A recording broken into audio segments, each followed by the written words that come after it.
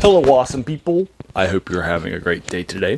Today we're taking a look at the next short story in Ilmet in Lankhmar, the first book that was published by Fritz Leiber in the Gray Mouser and Fafhrd series set in the Lankhmar era. It's called Thieves House. It's 40 pages long. I knocked it out last night for the second time. I've gone back and reviewed a few Fritz Leiber things for you folks in the past, at the beginning or in the first couple of years of this channel, when I was just reviewing things without going back and rereading them, unless I read them new for the first time. So I did 5 of his short stories that are set in this series, but I haven't done this one. So now that I'm going back and rereading it, and I haven't done that in years, where I did a review on something that I just read like 15 or 20 years ago, but then hadn't gone back and reread it fresh to see what I think about it now. For you folks, Fritz Leiber is one of the most awarded science fiction, fantasy, and horror writers of all time. He has Stoker Awards for horror. He has Hugo's for science fiction. He's had this series, the Fritz Leiber, the Lankhmar series, also has them too. His first short story was published in 1939. It was called Two-Sided Adventure. It's been republished in this collection as Jewels in the Forest, and then he died in 1992, and he published up through the early 90s. So he was published in every decade, from the 30s to the 90s. Right, folks. He definitely published his short stories in this series, and as a lot of these key things that put him on the map. He was a protege of H.P. Lovecraft. They wrote back and forth, and Lovecraft, near the end of Lovecraft's life in 1937, who died before he could see the first publication in print. Now, a lot of these things were published in different places, right? You know, some of the Lovecraft mythos, some of Lovecraft's works were not always published in Weird Tales. Sometimes they were rejected by Weird Tales, or he wrote for other on spec with other magazines, right? So if you followed H.P. Lovecraft, you would sometimes find, and so that happens sometimes too with this series. They haven't all been published in the same place. Similarly, kind of like Conan, they have not been published all at the same time, right, of these characters. For example, the first Conan story that was published in Phoenix and the Sword was originally a Cole story by Robert H. Howard, and then he rewrote it after it was rejected as a Conan story, creating this brand new character. And then he has, Conan characters like when he's old as a king and young, growing up and so forth. And so he will publish throughout Conan's life, throughout all of his career, right? And so this collection is not as he wrote them and they were published, but instead chronologically. And the problem with that is that some are better than others, right? His first one, for example, just doesn't hold up to some of the other ones, right? And some things that felt like they were written for this collection, rather in order to be connecting stories, rather than full-on short stories on their own, like one that I reviewed earlier that I gave a 6 to, because it didn't have a plot or an ending.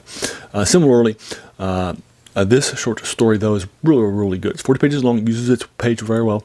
I knocked it out last night, about an hour and about 10 minutes of me reading it in this smaller page short story for you folks. I enjoyed it. I thought it was fun. And so let's take a look at it. Now, as a reminder, all my reviews are spoiler-free, so we won't spend that much of a time doing a deep dive into it. But basically what's happening, Thieves House sets out in the Thieves Guild with one of the masters giving out some directions to a thief and his friends, and he's basically telling this thief that he has to go and get this jeweled skull with some hands that have like some ghouls on the hands too, that were buried with him. He's an old dead thief from a long time ago, centuries ago, and he needs to go do that. But they have been told that nobody in the Thieves Guild can pick the locks or kill what is securing it. So they go to the thieves, Fafhrd and the Gray Mouser. But Gray Mouser can't pick it because he's better picking locks than your average thief. And the Fafhrd is a big giant barbarian guy, kind of like Conan, only he's a thief. And then he can take care of the big giant thing that's guarding the tomb.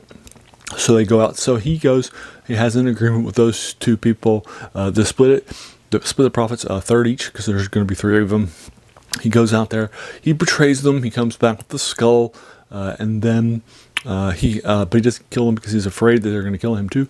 And so he brings back the skull. He's praised by the guildmaster. The guildmaster begins to He's being pursued by the thieves, Gray Mouser and Fafhrd, into the Thieves House, and then he brings the skull over to the thief master, who has taken out the rubies so he can sell them for a better profit, and then the bad stuff happens. And we'll find out about 5 or 6 pages now into a 40-page short story. This is all set up, right? And so I think this is a good example of how he is using this pace well, right? He's not spending like 20 pages, doing all that stuff, right? It's like the first 5 pages. It's just all set up and so forth. And their encounter with the thing and the trap and so forth are off script before this short story sort of starts in progress. So I'm working like 5 pages into a 40-page short story, and then the bad stuff will happen, and then the darkness will begin to happen. So there you are. I'll go ahead and leave it to you. I'm giving this an 8- out of 10, like a 7.7 or 7.8 or 7.9. Then I'm running up to an 8 again. He's using his length well. Left me wanting more, rather than saying, this 40 pages is probably too long, right? And so I definitely enjoyed it last night. I devoured it really quickly. Anyway, so as a reminder, Fritz Leiber's stuff, and particularly this series, is very, very influential on modern fantasy. His big giant city of Lankhmar, the CD Lankhmar, is definitely influential on giant cities that have followed fantasy. Similarly, his Thieves Guild and his depiction of the Thieves Guild and the politics of the Thieves Guild and what thieves can actually do and so forth is definitely something that you see in Thieves Guilds in modern fantasy too. So if you're reading a modern fantasy work like comics or watching a movie or something like that, it's got a Thieves Guild in it in a big city. It owes a big debt to this series. In fact, this series was so influential that in Gary Gygax's Appendix N, in his first edition Dungeon Master's Guide, 1979, he said that this was one of the key influences on Dungeons & Dragons. He lists this as a key influence. Also a place to go to if you're coming up with ideas for creating adventure campaigns. So this was listed as on his reference sheet, right? As a list of references. So anyway, so there you go. It's very, very influential. It has stood the test of time. It's very, very strong stuff, and this is a guy who's one of the most awarded guys out there in the genre. So there you are. That's Fritz Leiber's Thieves House. So, have you read it? If so, what did you think about it? Let's talk about it in the comments below. If you agree or disagree with my 8- with like a 7.8 or 7.9 that I'm running up. Let's talk about that. If you agree or disagree, if you want to talk about the ending, let's do so, or talk about spoilers, let's do it too. If you enjoyed this video, why not hit that subscribe button?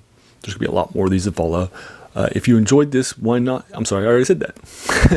Thanks so much for taking some time of your day and investing in watching my video. We all have so many things that are happening in our lives, and we're pulled in so many different directions.